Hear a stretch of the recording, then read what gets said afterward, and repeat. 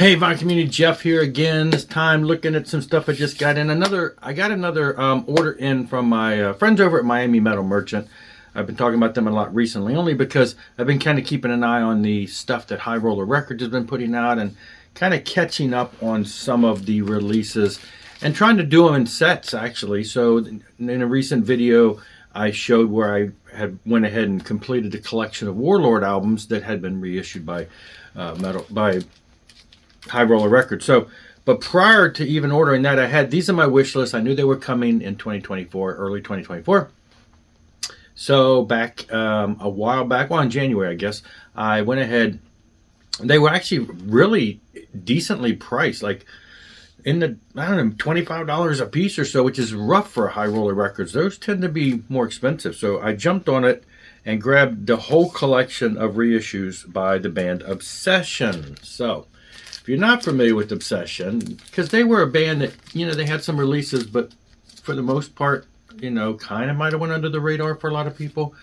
They got their start in '83 on Metal Blade Records, I believe, was where this came. Because I was buying everything back in the day that was like on Metal Blade and Shrapnel and all that. But so straight up metal band, I believe they were from California, if I recall. And this is just an EP, has 4 songs, and I used to play this to death. This and the other album at this time, 83, 84, that I used to listen to quite a bit, that were, well, it was an EP, was the Manowar All Men Play on 10. I had the single edition, which was like more of a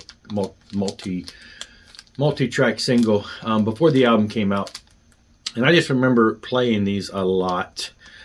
Just great metal. This album really, I always thought the cover art was kind of cheesy, but hey, a lot of that was in the 80s. But yeah, everything about this band I really enjoyed. Now, by the time they finally did release an album, I had, kind of gotten out of that music and kind of missed them after this. So this was really the key one that I had. So yes, they were reissued on, I think, multiple colors. I buy black for everything. With High Roller Records, they do have some extras and stuff. So there's 2 things in here, actually. This is like a story and a collage.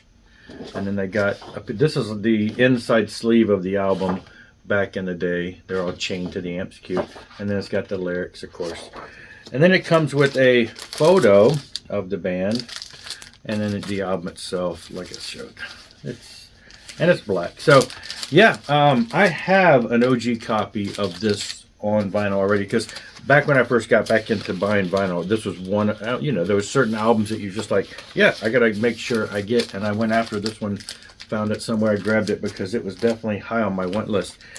Anyway, so then, like I said, this was 83. Then in 86, they finally, started getting other record. I mean, they put another record out a couple years later, Scarred for Life. Now, the band features, some of the members may change over time, but Mike Viscera, the vocalist, one of my favorite vocalists. He's got one of those great metal voices that he's the mainstay for all of this. And so yeah, Scarred for Life, 86. And again, this one doesn't have as much, but it's got the collage and the lyrics. I bought these on CD a while back in the early 2000s. I think Metal Mayhem Records released these. They were a label that was putting out a lot of the melodic 80s type metal. So had picked that up years ago for that, one of the reissues. But this is, had to have it on vinyl. So, and there are OG copies of this out there. I just have never run across one. 87's Method of Madness. Again, I picked up the CD of this back when it was reissued in the early 2000s. And again, this one, not a whole lot of extras here, just the collage and the lyrics, the black vinyl, the cover, all the standard stuff with this. So, great stuff. If you haven't checked them out, they're just in that sweet spot of, that late 80s, just, I mentioned Manowar in the same breath. They don't sound like Manowar, but I just remember this first EP and Manowar spending a lot of time on my turntable back in the day. But they're both just really gutsy music. So then, basically, the band was kind of unheard of after that. That was the late 80s. Mike Viscera went on to join Loudness. when Loudness started touring with getting American Singer and went with the American sound, he did a couple albums with them. He jumped over to Malmsteen, did a few albums with him. He's done his own band called Viscera, which I've never heard that release. And he's done a lot of musical stuff. And like I said, with Loudness and Malmsteen, those being two of the big, more notable ones. And then in 2006, many years later, he comes back with another one, Carnival of Lies. So that was I remember discovering this in around 2006. I'm like, is it really the same band? And I'm like, hey, it is. It's Mike Viscera. So, there are different covers for this one. There's the original release cover was just kind of this red cloud looking thing. This one has a 7-inch with it. The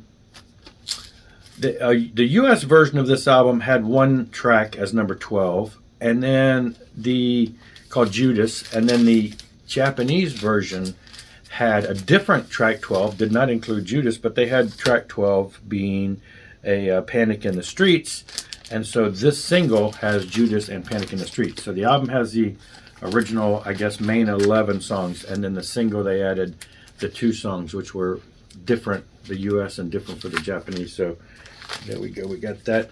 And like I say, the cover was different. I like this cover a lot better. So it was great to see this in 2006. And then again, silence for a while. And then I remember ordering this on CD back in the day, 2012, they come back with Order of Chaos. Again, Mike Viscera is the mainstay. I haven't stopped to see all of the instrumentation to see, if any of the other people are original members. So I'm drawing a blank there. And again, collage type thing and lyric type thing. Not a whole lot of extras with these because, they were just not a whole lot going on at the time. So, but there you go. That is Obsession, the entire catalog. The only other album they have is there's a Japanese only compilation which has demos and unreleased works, some stuff in the workings, which I have a digital copy of that, but that one was not reissued on vinyl. So these are the main 5. Not sure if there's any plans for future stuff. It's been 11, 12 years now since the last album. So anyway, that's it. Just wanted to show you that. You can check them out. Miami Metal Merchant is the distributor I get stuff from. And yeah, great stuff, great prices, great time. Love it. Finally get these in my collection. Anyway, that's it for this one. Thanks a lot. Rock on and rock hard.